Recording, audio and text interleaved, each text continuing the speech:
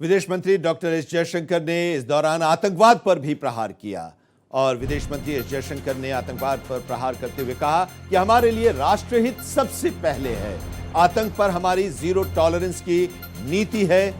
अपने लोगों का बचाव करना हमारा कर्तव्य है। विदेश मंत्री एस जयशंकर ने कहा कि एससीओ का गठन आतंकवाद से लड़ने के लिए ही हुआ था। इस संगठन का उद्देश्य आतंकवाद से लड़ना था। एक देश ने कहा कि इसमें आतंकवाद का जिक्र नहीं होना चाहिए। अगर आतंकवाद का जिक्र नहीं हो तो हम इसे नहीं मानते। दिल्ली से खबर हम आपको बता रहे हैं, जहां पर विदेश मंत्री एस जयशंकर ने कहा कि एससीओ का गठन आतंकवाद से लड़ने के उद्देश्य से किया गया था। जब राजनाथ सिंह भारत के रक्षा मंत्रियों की बैठक में गए और परिणाम दस्तावेज पर चर्चा हुई, जो ज्वाइंट डिक्लेरेशन था उस पर चर्चा हुई, तो एक देश ने कहा कि वे इसका संदर्भ नहीं चाहते हैं।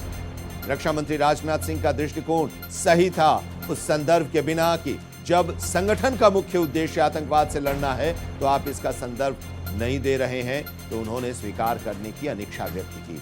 एससीओ सर्वसम्मति से चलता है, इसलिए राजनाथ जी ने स्पष्ट रूप से कहा कि यदि वक्तव्य में आतंकवाद का उल्लेख नहीं है तो हम इस पर हस्ताक्षर नहीं करेंगे।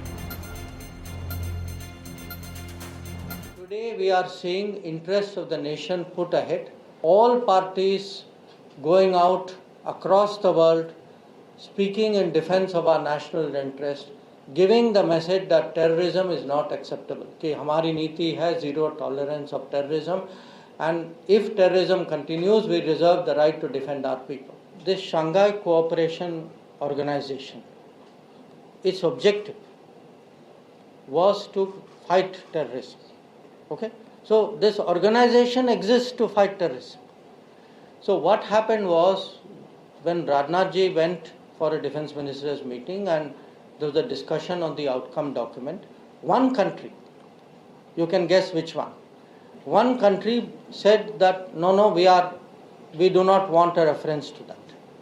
Now Rajnath ji's view rightly was that without that reference, when the main purpose of that organization is to fight terrorism and you are not allowing a reference to that, I am not prepared to accept it. SCO runs by unanimity.